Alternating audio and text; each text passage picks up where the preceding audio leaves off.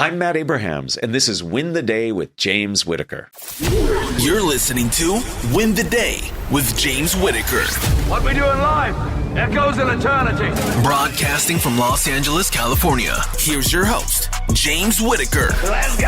Hey winners, welcome back to Win the Day. If this is your first time here, we sit down with some of the world's true change makers to give you all the tips, tools, and strategies to win the day every day. The quote for this episode comes from Maya Angelou and says, "There is no greater agony than bearing an untold story inside you."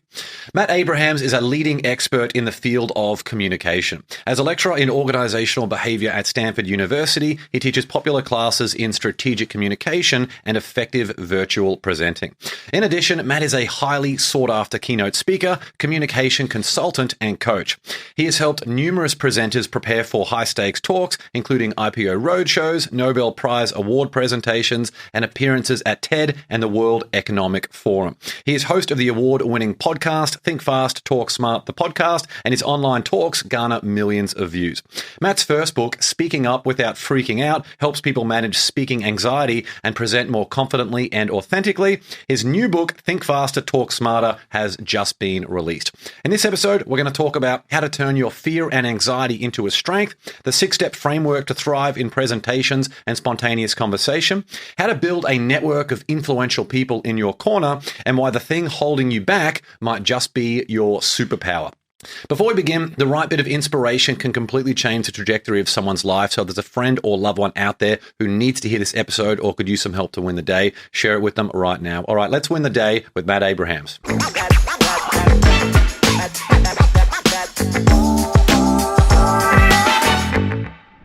Matt, great to see you, my friend. Thanks so much for coming on the show. I am thrilled to be here, James. I look forward to our conversation.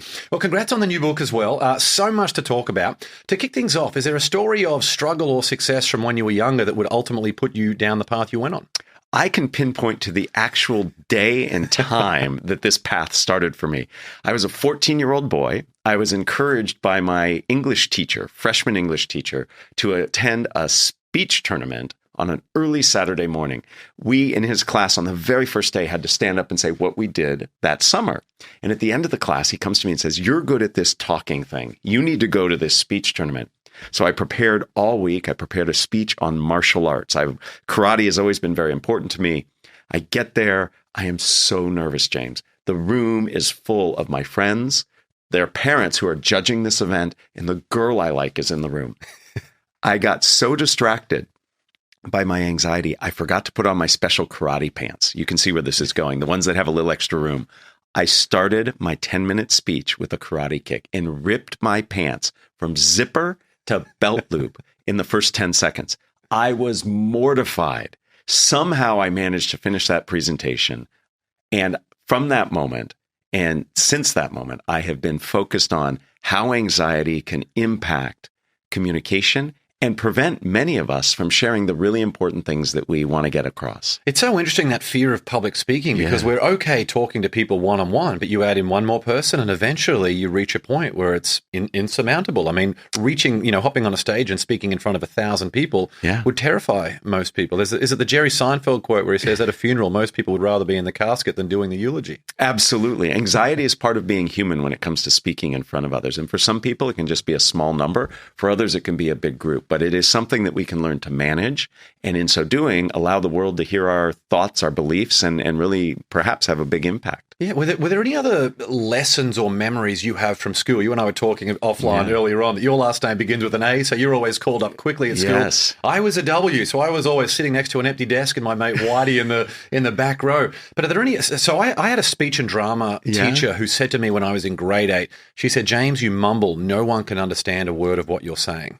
Yeah. And I'm like, wow, that's an interesting thing that's imprinted on my brain still. Right. It's like a weird reaction to anytime I sort of think about that memory. And it's interesting now as a professional speaker and podcaster how things can sort of come full circle. But did you have any things either positive or negative from when you were younger that sort of reinforce some things for you?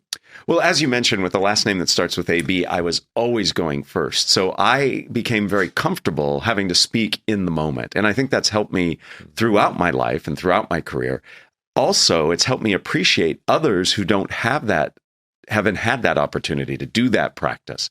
I certainly have made many mistakes in communication in my life, and I've learned a lot about it. One of the things that I vividly remember is a quote that my mother says. I was giving a presentation in one of my classes, and my mother wanted to come see this particular class because she'd heard a lot about it. So I had her sitting in the back of this class I'm teaching, and at the end, she comes up to me and shares this bit of advice that just echoes loudly in my head. She said, "Matt, you need to tell the time and not build the clock." And what she meant by that is I was going on, and I was giving so much detail, thinking that I was enlightening and educating everybody. And her point was, I talk too much. Just get to the point, help people. So I use that. I hear that like you do, echoing in my head to remind me to be more concise and clear. Yeah, tell the time, not build the clock. I think that's a very valuable lesson, especially when people are nervous and they can just ramble for a absolutely. long time. People are discovering what they want to say as they're saying it, and they take us on that journey when, in fact, we can just get to the point and really help people with something that's memorable. Yeah, 10 minutes later, they're like, what was the question again that I'm answering? Exactly. Yeah. And when did you learn that communication was going to be a superpower for you? I think when it really hit me was when I left graduate school. I had some student loans to pay, so I went to work in the corporate world, and it became very clear that there was a difference of people's ability to communicate and how it was correlated with their success. There were some people who were amazingly bright where I worked, and they weren't able to articulate themselves in a way that advance their points of view. And then there were some people who weren't as dedicated, committed to their jobs, and yet they were expert communicators. And I saw how that really furthered their career. So it really struck me that communication is critical. And I remember all the things that I've learned, all the academic research that I had behind me, and said, this is something that I want to commit to helping people get their point of view out. I think that's really interesting. There's a few things like reading as a habit that can help you leapfrog a whole bunch of people in your career. Your ability to communicate, asking the right questions. And probably the question I was most excited to ask you about today was this one. Are there any specific questions that you ask yourself in terms of goal setting or thinking bigger or achievement more broadly? Are there any specific questions that you ask yourself or a process you go through on a regular basis to maximize your potential? I'll answer this in two ways. So I think all communication, actually most actions that we have, should be goal-driven. And to me, a goal has three parts: information, emotion, and action. In other words, what do you want your audience to know? How do you want them to feel? And what do you want them to do? And whenever I enter into an interaction, I'm always asking myself, what's my goal here? What do I want the person or people I'm speaking with to know? How do I want them to feel? What do I want them to do? So that's my mantra that really helps me focus on what I'm saying. And then the other thing I remind myself, because I still get nervous, I still get anxious in certain circumstances, I'll remind myself that I have value to bring. Often when I am asked to speak or asked to teach, it's because people think there's some value that I have. And that makes me really focus on the needs of the audience rather than get caught in my head and that doom loop that can happen where you think about, I'm not worthy, or I don't really have something of value here. So those are the two things that really help me focus and help me deliver value, I hope, at least. That relationship with yourself, it's such an important one. Making sure you recognize that you have value, also focusing. I know someone with the work that you have done, your full career portfolio, you're always focused on what you can do to improve your own abilities. And that means you have more and more value as you reach these new heights and new domains. Yeah, I teach all the time that there are only three ways to get better at communication. And quite frankly, I think at anything, it's repetition, reflection, and feedback. You need to get the reps in. You need to practice. But you have to reflect, because if you don't reflect, you fall victim to that definition of insanity, doing the same thing over and over again, expecting different results. And then you have to get feedback. You have to look outside yourself to get input and information. So I personally try to practice that in everything I do. And I encourage everybody to take time to get the reps in, reflect, and then also get the feedback. Mm-hmm. Who's a mentor that stands out for you in the last 20, 25 years? And what lesson did they teach you? So I have two mentors. I have many mentors, but I have two that really stand out to me. So one is my martial arts instructor. I've been studying martial arts for 40 years, and he is an amazing person, very grounded, and very simple ideas. Be present, be in service of others, and learn from what you've done. You have to make mistakes to learn. Very important lessons, and lessons that I keep reminding myself of. And in the martial arts, these lessons can come hard, sometimes literally hard. Additionally, another mentor of mine is my first real formal boss that I had. She was amazing. She was so concerned about people, not just the work they did, but the people themselves. We were in a startup moving a mile a minute. And she saw that I was burning out. I wasn't sleeping. I was working really hard. We were trying to grow really big. She came to me and she said, "You're taking the next 3 weeks off." And I said, I can't miss it. She goes, "We will cover for you. You need to take care of yourself. We need you at your optimum." And so I just remember very vividly her really focusing on people and on their needs. And the other thing she taught me that I always remind myself, I'm very goal driven and I always see that goal out there in the future. And I remember her saying very clearly, we not only have to respect the goals we have, but we have to sometimes turn around and look how far we've come and appreciate that change. And I always try to remind myself as I'm pushing myself to some future goal to remember the successes that I've had and how those are actually enabling and equipping what I have coming in the future. And I try to pass that along to my students, to my kids, to my friends, because I think that's a valuable lesson. You can be very driven, but if you don't appreciate what you've accomplished to help you get to that next step, it means, one, you're not enjoying as much, and two, you don't also remember all of that hard effort that can then fuel what comes in the future. I think that's so powerful. What are you looking for in a student in one of your classrooms who's someone that you really want to connect with further, or someone that you really want to mentor their growth a lot more personally? Well, I look to mentor and help everybody grow. And I have to share with you that I'm always humbled by my students. It does not I don't go a day without reminding myself that I would not qualify to be a student in my classes. My students are so impressive. What I look for really is somebody who's open to feedback, somebody who's open to trying new things. And anybody who has that attitude is somebody I want to connect with. And most of my students come that way. That's why they choose to take the class that I teach. But I'm all about really somebody who is there in the moment, willing to try new things and grow. And when you look at corporations and big companies, what are the biggest mistakes that they're making in terms of communication? They don't prioritize it. Number one, they see communication as a necessary evil. They feel it's something that takes too much time. It's all about drive. Invariably, communication comes back up. And I am often brought in to triage situations where they didn't invest in it. To me, if you're running a business, you really have to think about the people, process, and infrastructure you have around communication. So when you're interviewing people, you need to help them understand that communication is important, and you need to assess their communication in the interview. So it's not just their answers. How are they answering? What kind of respect? What kind of depth are they going into? You have to build in processes around communication. What tools do we use? When do we use them? And then you have to build an infrastructure. And an infrastructure can be physical, like what tools are you using? But also, when do we meet? Who do we meet with? How do we meet? All of this needs to be defined. And if you build that in early and build that into your culture, then communication can become an enabler and not something that becomes a challenge. You mentioned job interviews there. For someone who's approaching a job interview, are there any specific questions that they should make sure they include in the job interview, or things that they should keep an eye on before they enter that room? So I have a whole process for job interviewing. So let me go through it very quickly. First, it starts with research. You have to really understand the company and the potential people that you're interviewing with. So you have to do cyber stalking. You're checking LinkedIn, company profiles, talk to people who might have worked there or interviewed there. You then need to be thinking about specific themes that you want to convey about yourself.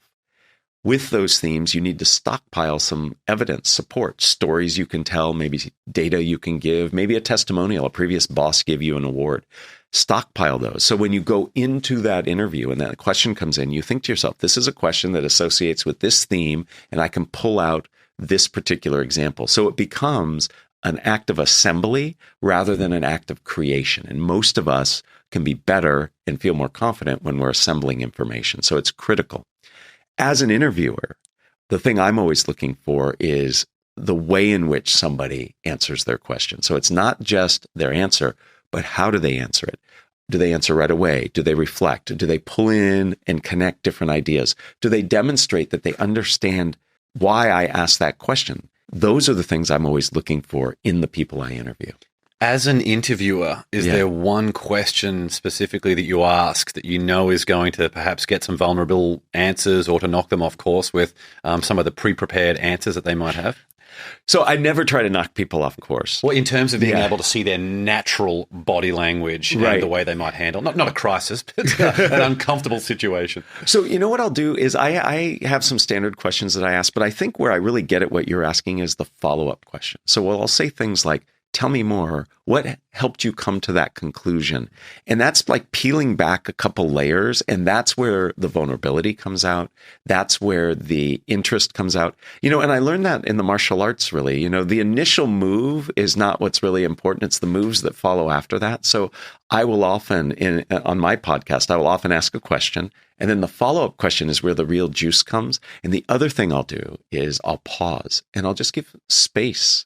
And in that space, people feel permission to share more and maybe a little bit of awkwardness. And that's also where I get some really insightful information. It reminds me of something my father always says when he says the most important shots in golf are your second shot and your first putt. That's right. Well, rather than what you do off the tee. Yeah, I wouldn't know because I'm always in the rough when I play golf. But yes.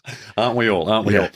Is there a particularly dark day that stands out in your career? And if so, what did you learn from it? I write about it in my new book. There was a time where I had to lay off about a third of my team. So I was in high tech for about a decade, went through the amazing bubble of the early 2000s. And when we hit the wall hard. And I was told that this particular part of my team was safe. There was no problem. I actually confirmed that was true and told the team, I said, we've got layoffs coming. All of us are safe here for now. And then literally the next day, I got the call and said, we got to take him out. And that was so painful for me. I really, really connect with my employees. I was so upset. I actually left the company as a result of this, but I told them I would be the one who would let go of this team because I was so concerned and connected to them. It was a very challenging day. I think I learned a few things. One, I learned that you can't trust everything you hear. And that was a really hard lesson because we all work so closely together. The second thing I learned is that there's an opportunity in this moment. And I write about it in the book. For these people who were my close friends, we'd struggled together, we'd grown together. As I was giving them the unfortunate news, I used it as an opportunity to also encourage them to expand and to grow. And I'm really happy to say that several of them went on to amazing careers that were unrelated to what we were doing. They actually seized on that moment, the opportunity it afforded them, and they're doing amazing things in the world. And that just reminded me of, there's a Zen koan, and it's all about maybe. So when something really good happens, rather than just embrace it, be calm and say maybe. And then when something bad happens, same thing. Instead of feeling sorrow and regret, just say maybe, because something good can come from it. And I certainly saw in that situation with my colleagues the benefit that it had in their lives. So that was a very challenging time. Yeah, one of my favorite books of all time is Mindset by Dr. Carol Dweck, the difference between the fixed mindset and the growth mindset, which I know you reference extensively in your new book, asking people or letting people know as much as they can in that emotional state that this is actually an opportunity that could call you to a higher game. There's a lot of ways that you could grow and a lot of, it opens up space for what might be their next best career opportunity from there. Absolutely. Carol Dweck's work is very meaningful, and I do reference it in the book. The thing that I really fixate on is this notion of not yet. Many of us, when it comes to spontaneous speaking, that's speaking in the moment or communication in general, we just feel it's not us. That's not our thing. We don't have that gift of gab. And I really like the growth mindset approach of not yet. It's not that you can't, it's just not right now. And you can do things to actually grow and enhance your skills. So I love this notion of not yet. I find it very motivational and I find it empowering. The Maya Angelou quote I shared at the start of it, I saw you nodding in the background because you know exactly where it's from. It's from the start of your book. Yes. There is no greater agony than bearing an untold story inside you. What does that quote mean to you? One of the fundamental motivations for what I do is I believe everybody has important information to contribute to our daily interactions, our conversations in the world. And it pains me to think that there are people who have valuable things to share and to say, but don't because they don't feel they have the tools or that their anxiety gets in the way. So what really motivates me is to help people feel more comfortable and confident in their communication so we can hear their voices and understand a diverse set of points of view. Traveling around the world, helping clients and speaking on stages, I see people who feel like they don't have a good story. Yeah. And I felt like that for probably the first 35 years of my life. And I think it's a big lesson and an important part of your work is letting everyone know that you do actually have an amazing story. There's a structure that we can all use to be able to tease out the best story and communicate that most effectively. That's right. A lot of us, for whatever reason, self-esteem, past experience, we feel that we don't bring value to our interactions and our conversations. And even having it too good, there's like lifestyle entrepreneurs who are all homeless or who had a car accident. Right. People are feeling like, look, if I haven't had one of these massive extremes, Right. then it's not worth me communicating my story, which is just wrong. That's absolutely right. I mean, many of us have influencers or mentors in our lives who have helped us in many ways that didn't have some major epiphany or major experience. And we have to remind ourselves that we can be that way for others. Your new book, amazing. Think Faster, Talk Smarter. What's the problem you wanted to solve with your new book, and who do you want someone to be once they've finished reading it? I love that last question. Thank you for that. The follow-up question. Yeah, you embedded it. I like it. So if you think about it, most of our communication is not planned. It's not the presentation, the pitch, the meeting with agendas. Most of our communication happens in the moment. It's the questions we're asked, the feedback we're asked to give, the toast or tribute at an event. It could be the small talk we're having. Most of our communication happens in the moment. I call that spontaneous speaking.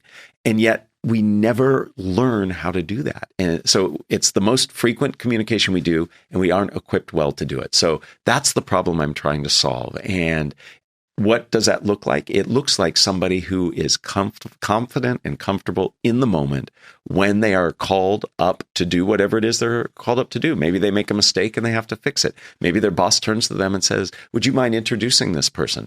It's that confidence and that quiet way of just getting it done. That's the goal of it. I think that confidence is also, it's not about you becoming a completely different type of personality. One of the best wedding Australians at our weddings, we always have an amazing best man speech. Everyone is looking forward to the best man speech. Yeah. I went to a wedding and the best man was a very big introvert. And he presented this thing. It was almost quite monotone, but it was exactly who his personality was. Right. And he absolutely nailed it. So it's such a great lesson that you don't need to be someone else. So let's just learn a few of these fundamentals and get that confidence so you can do the best you can in that moment. The biggest counterintuitive idea in the book and in what I coach and teach is this notion that all of us can, through preparation, get better at this. And people are like, preparing to be spontaneous, that sounds counterintuitive. But if you've ever played a sport or you played jazz music, you know that you have to prepare. You know, jazz musicians don't just play any note. They play certain chord progressions that they've learned before. Athletes, in the moment of doing their sport, are basing what they're doing on the preparation, practice, and drills they've done before. And in doing that preparation, it allows you to be your authentic self, to be in the moment, to be of service. You're not in your head. You're not judging. You're not evaluating. So absolutely, I enjoy any opportunity where somebody has an authentic communicative experience, be it a best person toast or if it's at an awards acceptance or even in small talk. Something Dr. Jeff Spencer shared on the podcast before when he was a guest, this idea that preparation precedes performance. First you prepare, then you perform. It's one of the most basic performance fundamentals, but I think it's such an incredible way of thinking about it. And then another quote that I heard from Emily Fletcher when she was on the podcast is that the more you prepare, the more you allow yourself the luxury of surrender. Yeah. And that, I feel like it's the mastery level of speaking when you can have that sensory acuity of what's going on in the room, which I know you do so well. Yeah. So you can introduce different concepts. You can adjust on the fly to make sure people are getting maximum value and connection out of it. But you can only do that through getting the reps in, like you mentioned earlier, and doing all of that preparation behind the scenes. Absolutely. So the book is called Think Faster, Talk Smarter. The think faster part, people are like, I already think fast, but what I'm really talking about is pattern recognition. And that's what you're talking about there. So in the moment, I'm seeing patterns that I've drilled and practiced before so I can respond authentically in the moment. I do want to just bring up a distinction I make. I believe performance is really important when you're talking about sports or when you're talking about acting or singing. Performance, though, I think gets in the way when we're actually talking about communication. To me, performance implies there's a right way to do it. In communication, there is no right way. There are better ways and worse ways. So I want people to focus on connection rather than perfection. So it's really about that connection you have with the audience. It's not about doing it right. When we try to do it right, we actually get in our own way because we're distracting ourselves. Part of our cognitive bandwidth is focused on judging and evaluating what we're doing in the moment, so much so that it precludes us from doing it well. So I make a fine distinction between performance and connection. perfection. I think it's a really important distinction, and you lay that out so well in the book. In fact, you actually mentioned to lean in more towards being dull at times and how effective that can be, because as someone who is I would say I'm a fairly high-functioning perfectionist. Like it's been a good skill of mine, but it's immensely frustrating if I'm doing things where I have a presentation to do or just anything where you put a very high expectation on yourself, but by some of that negative talk that can creep in and you put so much pressure on there that you use far too much energy. And you look at the people who are the best at any field like skiing, they are so efficient. They use the least amount of effort to be able to get there. I really love that concept of just being a bit more dull to enable you to connect better to get the result. It's a really important distinction. Yeah. So in writing the book and really trying to figure out the right approach to this, I spent a lot of time exploring research in psychology, anthropology, neuroscience, but also improvisation. And improv has a lot of amazing rules. And one of them is dare to be dull. Just do what is needed. And I've translated that to the very first day of my Stanford MBA class. I get up in front of my students and I say, maximize mediocrity. And James, you've never seen jaws drop more like this. My amazingly talented, really bright Stanford MBA students are like, no one has ever told us to be mediocre. Yeah, not at this university. No, or anywhere. And when I go through the logic that we're talking about, where the pressure you put on yourself, the judging, the evaluating that you do that gets in the way actually prevents you from achieving the success you're striving for. So if you actually just focus on getting it done, just answer the question, just give the feedback, just engage in the small talk, that actually frees up cognitive bandwidth to actually do it really well. So on the last thing I say on that first day is maximize mediocrity so you can achieve greatness. And the students understand that. And then the rest of our course is all about putting that into practice. For sure. In your new book, you mentioned the 6-step Think Faster, Talk Smarter method. Can you give us a bit of an overview of what that is, and perhaps if there's one or two that really stand out to you? Absolutely. We've already talked about some of them. So the 6-step methodology is divided really into two categories, mindset and messaging. When it comes to mindset, it's all about managing that anxiety that we've talked about. It's about making this switch to just getting it done rather than worrying about how you do it. So it's that connection over perfection. Another step 3 in it, is really reframing the circumstance. So many of us see spontaneous speaking as threatening and challenging, where we have to defend our position, defend our answers, rather than seeing it as an opportunity to connect, an opportunity to engage, an opportunity to learn. So when we're in that harsh Q&A moment where the person asks us a really challenging question, we can actually say, thank you. This is an opportunity for me to extend and expand what we've talked about, instead of I have to defend and entrench. And then the fourth step of the mindset part is really about listening. We don't listen well. We listen just enough to get the gist of what the person is saying, and then we start judging, evaluating, and planning. We need to really listen to get at the crux of what's being said. We have to think, what's the bottom line? Because if we don't, we can make a mistake. Let me give you an example. Imagine you and I come out of a meeting, and you turn to me and say, hey, Matt, how'd that go? And I hear feedback. And all of a sudden I say, James, well, you did this wrong. You could have done this better. We should have done that. But had I really listened, I might have noticed you came out the back door, not the front door. You were speaking a little more quietly. You were looking down. What you really wanted in that moment was not feedback, but was support. And by me itemizing all the things that went wrong, I actually did you a disservice and might have damaged our relationship because I wasn't listening fully. So we have to listen fully, and the book gives some prescribed steps about how to do that. The second part of the methodology, the last two steps, are about messaging. And messaging is all about being structured. We do not do well rambling.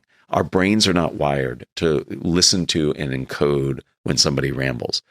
So we need to use structure, frameworks to help. And then the final step is what I call the F word of communication, not the naughty one, focus.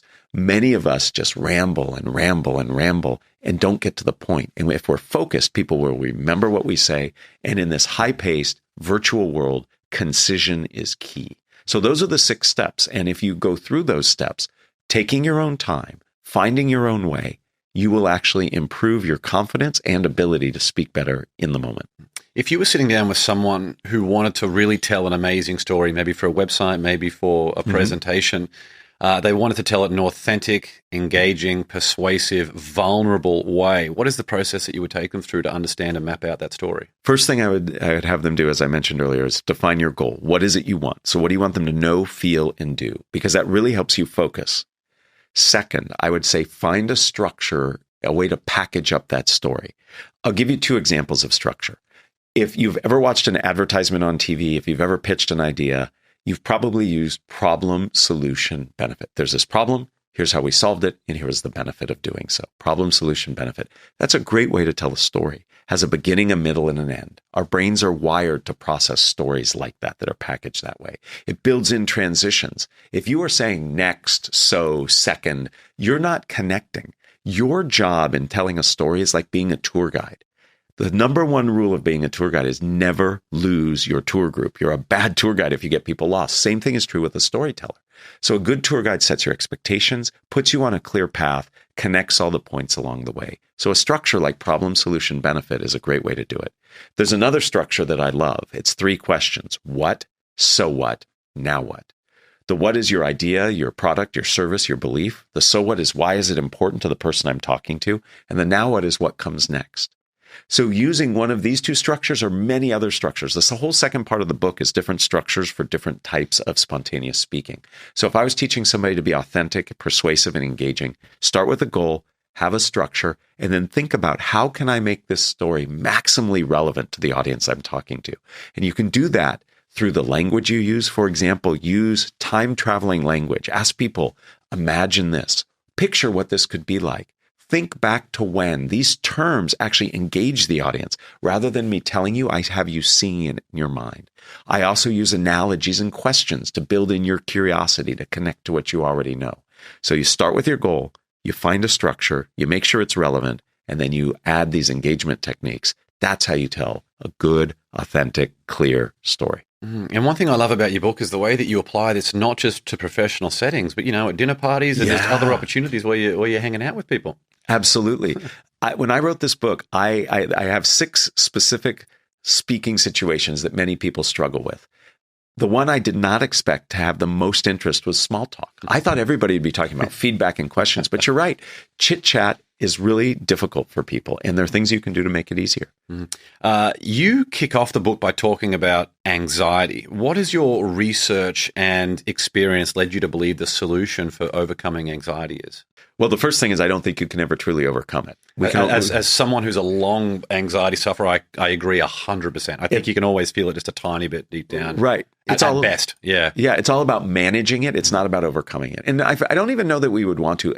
Anxiety managed well can actually be good for you. It can help you focus, gives you energy, tells you what you're doing is important. So it's not about overcoming it. It's about managing it so it doesn't manage us. So anxiety is ingrained, I believe, in being human. Most people, up to 85% of people, report feeling nervous in high-stakes situations. And I quite frankly think the other 15% are lying. I think we could create and 15% something. of the population are lies. Yeah, exactly. So there are things we can do. And it's a 2-pronged approach. You have to manage symptoms. That's what we physiologically and mentally experience. And then the sources, the things that initiate and exacerbate it. The first book I wrote was called Speaking Up Without Freaking Out. And it's 50 techniques based on academic research to manage anxiety. And I don't expect all 50 to work for people. I expect 3 to 5 to work for folks. And I encourage everybody in my new book and my previous book to create what I call an anxiety management plan, which is a combination of the symptomatic strategies we can use, as well as the things we can do to address the sources. Let me give you one example of both. Deep breathing is quite possibly the single best thing you can do to manage some of your symptoms. Deep belly breathing, like if you've done yoga or Tai Chi, a lot of those in the military learn box breathing and other types of breathing. It slows down your autonomic nervous system. And the most important part is the exhale, not the inhale. You want your exhale to be twice as long as your inhale. And only a few times of doing that, that will help. That's probably the most universal technique for managing anxiety. And let me share with you a source. Many of us are made nervous because we're worried that we will not achieve whatever our speaking goal is. So my students are worried they're not going to get a good grade. Entrepreneurs are worried they're not going to get support and funding. People listening in might be afraid that their project isn't supported. What's making us nervous is a potential negative future outcome. So the way to short circuit that is to become present oriented. And you can become present oriented doing lots of things. Before you and I started this formal conversation, we had an informal talk, and that helped bring me to the present moment. It's hard to have a conversation with somebody and not be in the present moment. You can do some light exercise or walk around the building, get yourself in your body. That gets you present oriented. Do like athletes do. Listen to a song or a playlist to get yourself present oriented. What I do every time before I speak out loud tongue twisters. You can't say a tongue twister right and not be in the present moment. And it also warms up our voice. I am amazed that people who are athletes and exercise, musicians who play music, they warm up before they do those things. But when they speak, they don't warm up. We have this imagined idea that we can go from silence to brilliance without warming up. So you can manage symptoms and sources. It takes some time. You create a plan that works for you. And that's how you begin to manage anxiety. It's such a great way of remembering that, having like the AMP or the AMP, whatever you the anxiety about. management plan, AMP, yeah. Yeah, an example of that is like the other day I was running a day for about 50 people. It was all on me. It was a very obviously important thing to do, but I'd been traveling so much, sleeping in hotel rooms where you have a crappy sleep. I was feeling very flat, and as a result of all of these things, these massive anxiety feelings creeped up in a way that I hadn't experienced in many years. Sorry about that. Yeah, but focusing on the breathing, it's much better to have those. I didn't call it my plan, but I'm like, cool, in this situation, right? What do? It's cool. The very first thing I do is focusing on the breathing, the double the exhale, like you talk about just then and in your book. Thinking about connecting back with presence. Like, what is the worst case scenario? Is that I need to politely excuse myself and just come back in a little bit and wait until those things can start to go a little bit, and then when you can come back and enjoy your presence and performance a lot better once you start to feel yourself. Absolutely. So my anxiety management plan is 3 things, and I've honed this over many years, and I encourage everybody to, your anxiety management plan is a hypothesis. So you have to test it, and if it works, great. If it doesn't, you make adjustments. So I've already shared some of mine. I take a deep belly breath. That's what helps. It gets me really focused in the present. I remind myself I'm in service of my audience. That helps. And I say a tongue twister. And that, just by doing those 3 things before I have a communication, it really helps. Let me share one thing. If you're in that moment and you're feeling that panic, distract your audience. A great way to do it is just ask a question. Get them thinking. I sometimes get nervous or get worried. Did I say this? What should I say next? And I'll just stop with my students and I'll just say, I'd like to pause for a second. I'd like for you to think about what we've just covered and how you can apply it. My students don't think, oh, Matt's having a panic moment here. My students think, how can I apply it? All of us can come up with a question that we can deploy in the moment that gets the audience to focus elsewhere, distract them from focusing on us just for a moment to help ourselves collect our thoughts. We often feel like once the train is moving, I can't get off of it. You can. Just ask a question. It's seamless and it works really well. Have you got a process before you go on stage for an important presentation outside of the things that we have spoken about? There's a good friend of mine, Janine Shepherd. She observes 3 parts of the audience and bows in polite recognition of service to those people. I always, I do star jumps and all these types of things and breathing. And I also think about just what's my first line, just nail that first line. Have you got anything along those lines that we haven't spoken about yet? So I certainly do my anxiety management plan. I try my best to connect with somebody in the audience if I can. So I talk to them. It reminds me of why they're here, and it helps me get very present focused because I'm actually talking to them and understanding their needs. The other thing I'll do is I'll really observe the space. I like to see the space before I communicate, even if it's from behind the curtain. I just like to see the room and get that experience so that when I get out there, it doesn't feel awkward or bad. It feels like a place of comfort. And interestingly, you can do that without actually physically being in the space. You can look at pictures and visualize it. There are even some VR tools, virtual reality tools that you can use to help you see the spaces you're speaking in. So for me, it's really getting grounded in the space and connecting to the people. And I try to do that every time before I speak. Yeah, you just mentioned there, turning up, arriving at an event earlier just to watch other speakers, just to connect with people in the room. You're right. That is absolutely like just adding more clarity away from the confusion of like what's going to happen or all of that uncertainty. You're just adding a little bit more certainty in that situation. And it makes it more authentic and present and special for your audience, because if I see the speakers before me and I can connect something I said to the other people who went before, that's a special moment for the audience because they know that's not a canned speech he's giving. That's something that connects. And that I think can be really helpful. And it helps the audience see and remember not just what you're saying, but what other people have said. So anything you can do to package information up to help your audience is better for them. You as a podcast host, and you do a really good job of this, and I try to do the same thing. Part of our job as the people asking the questions is to help the audience understand. So that's where paraphrasing, connecting ideas, asking follow-up questions really helps. And that's what makes a difference between, I think, a good moderator, a good host, a good facilitator, and somebody who's just moving to the next question.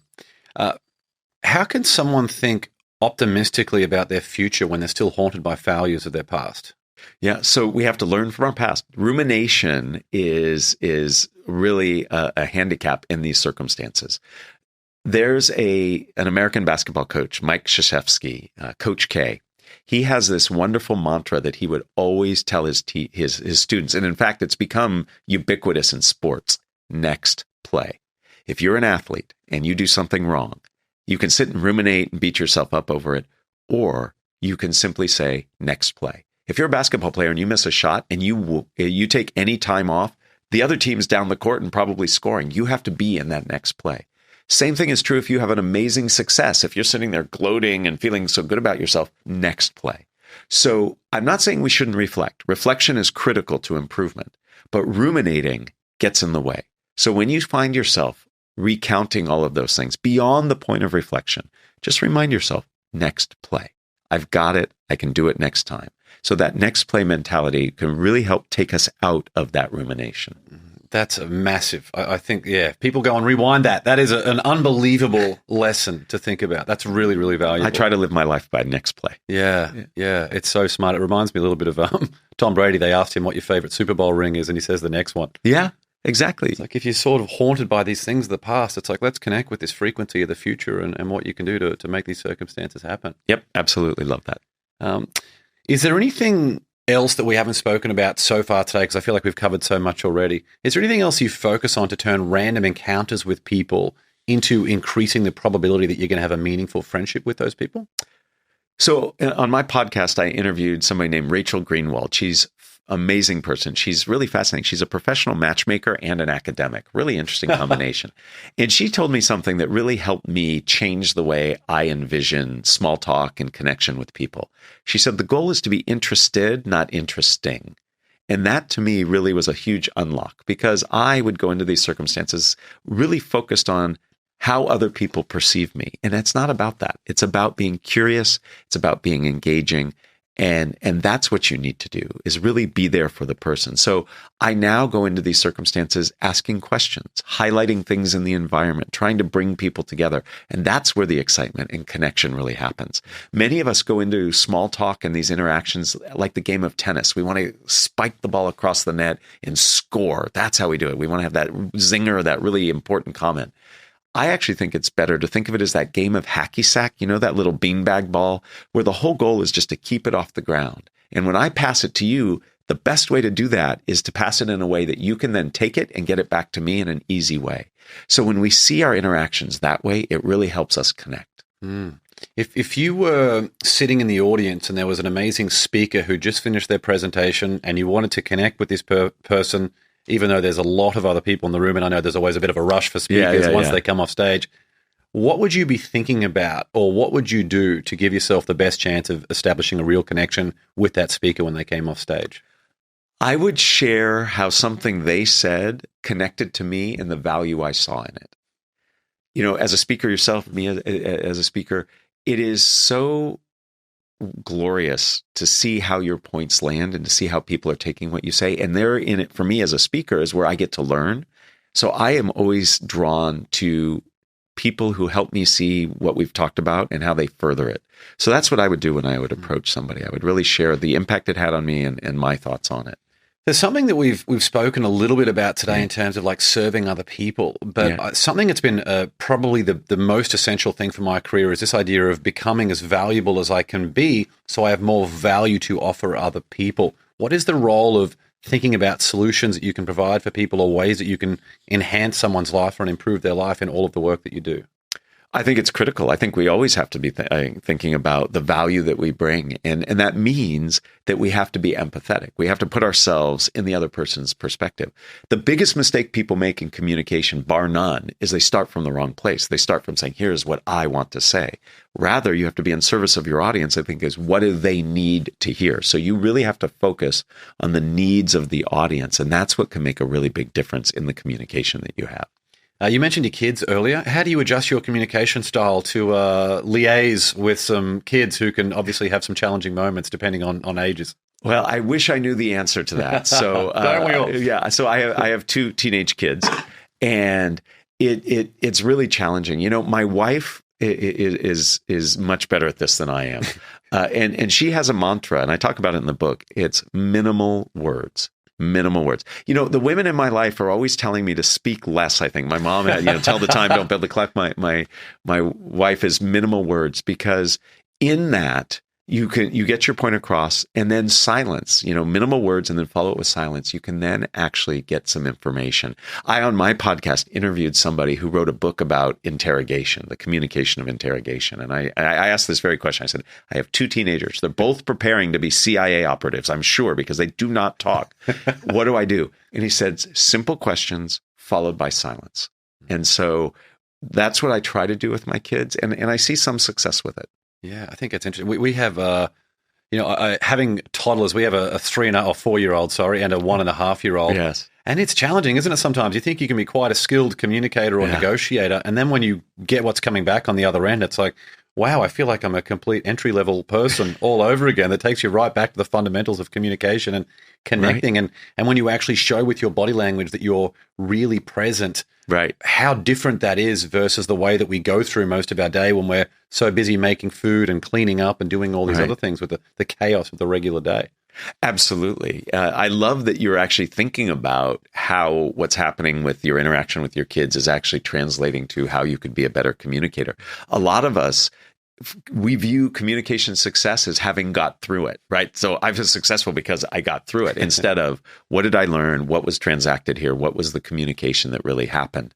So I like that you're looking at that. We can learn a lot from our interactions with our family and our friends, and we can solicit feedback from them and really see what works. I heard so many people talk about the ways that you need to raise your kids. And to me, it's the complete opposite. I want the kids to teach me about the world. Oh, absolutely. So it's a bit like that thing of talking about of being of service and just listening and asking the right questions. I love that. I have learned so much from my kids about myself, about life, about the world. But you have to put yourself in a position to do that, to learn. Many of us feel like, especially in situations where we don't feel we have a lot of control, we want to assert our point of view. And this is much more passive and receptive, and it's a great way to learn. A question I'm asking more and more guests on this show, because I think it's an important one to remember in this crazy, conflicting world that we're in today. What do you love most about yourself? I love my curiosity. I am a hugely curious person. That's why I love the podcast I do. That's why I love the research I did for the book. That's why I love teaching. So I really love that curiosity. It's what motivates me. I think if I ever felt satiated with my curiosity, I wouldn't know what to do with myself. Such a great quality. Yeah. And you do it so well. Our final question before the rocket round. On your best day, what's an affirmation that you would write on a flashcard that you could show yourself on your worst day? I think I've already shared it. Be in service of others. What value do I bring? That really, really helps me focus and remind me what I'm doing is important.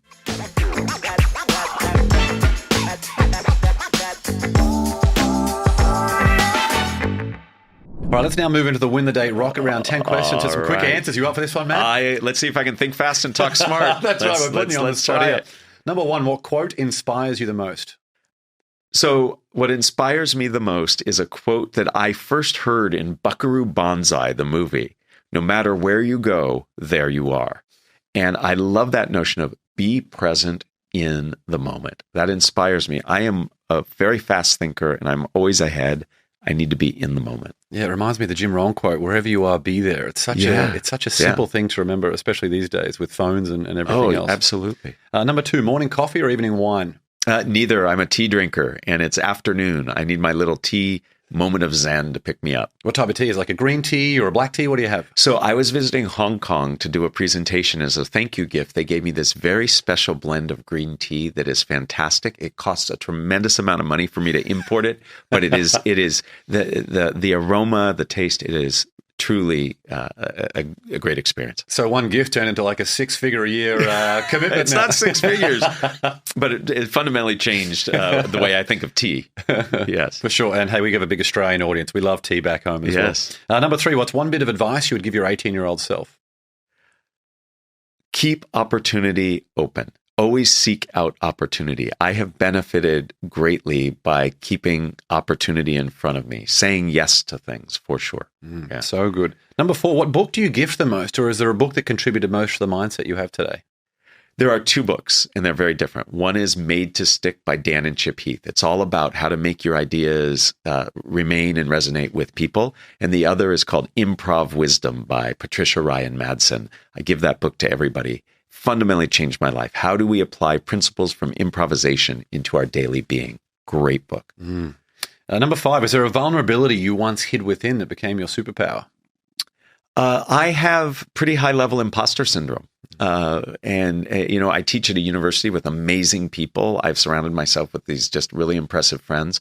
And I now talk a lot about it, and I express my concerns, and it's opened up a whole world to me. And I've come to realize most people feel this way in certain circumstances. So that's something that I used to really keep hidden, and I talk about quite freely now. When do you feel that imposter syndrome first came into your being? When I got in, so as an undergraduate, I went to Stanford, and I showed up, and my colleagues were amazing. Just amazing. And I felt like I do not belong here. This is the wrong pool to be swimming in. I need to be in the shallow end of the kids' pool. That's where it started. Number 6, what's one thing you've learned about failure? That failure is enabling and empowering, that we have to embrace it, that making mistakes are just like in film production, missed takes. It's just one way of doing it. Let's do it again a different way. Number 7, if you could sit on a park bench and have a conversation with someone alive or dead, who would it be? Robin Williams. Amazing. As somebody who's fascinated by people who think fast and talk smart, he was amazing at that. And a deep thinker too, not just somebody who is funny. Yeah, so talented. You share a great example of him in your book as well, which I think is great. I'll wait for people to go and check that one out. Thank you. Number 8, what tool or resource best helps you run your life or your business? I have an app I use. It's called Superhuman, and it helps me parse through my email. I am at least 30 to 40% faster in processing information because of that tool. Yeah, I've never used it, but I've seen a bunch of ads for it. Can you give us a quick run through of what it does? So it's a bunch of shortcuts that help you with email. So I, as somebody who teaches students, I have to send very similar emails to a lot of people. It's got shortcuts to do that. It gives me encouragement to help reduce all the things in my inbox, has some workflow rules. I actually coached the CEO of the company, was so impressed with him as a person. I went out and tried the app, and now I'm a big advocate of it. Amazing. Yeah. So good. Number 9, share one thing on your bucket list. I know you got Australia coming up. What's on your list? So I would love to spend 2 or 3 months in some of the world's biggest, best cities just to experience life from different perspectives. And final question, number 10, what's one thing you do to win the day? I get up every morning, and before I leave, I do some Tai Chi practice. It grounds me. It helps me focuses myself on my breath, and I think it gives me more energy. I love it. Well, there are a bunch of ways to connect to Matt, and we'll link to all of these in the show notes. You can follow him on Instagram at Think Fast, Talk Smart. Grab a copy of his awesome new book, Think Fast, Talk Smarter, on Amazon, and visit his website, mattabrahams.com. Again, all that and more will be linked in the show notes. Matt, what a pleasure. Thanks so much for coming on the show. James, thank you. It's a great conversation. Thanks for joining me on another episode of the Win the Day podcast. We want to hear your thoughts on what we covered today, so drop a comment on the YouTube version of this episode with your favorite takeaway, any questions you have, or what actions you'll be taking as a result of what was shared in this episode. And if you found value in the Win the Day podcast, leave a 5-star rating on Spotify and Apple Podcasts. You'll find a link to both of those in the show notes. It'll only take you a few seconds, and more ratings really helps other people discover the show so they can get the mindset upgrade they need, and we can bring more winners into the Win the Day movement. That's all for this episode. Get out there and win the day. Until next time, onwards and upwards, always.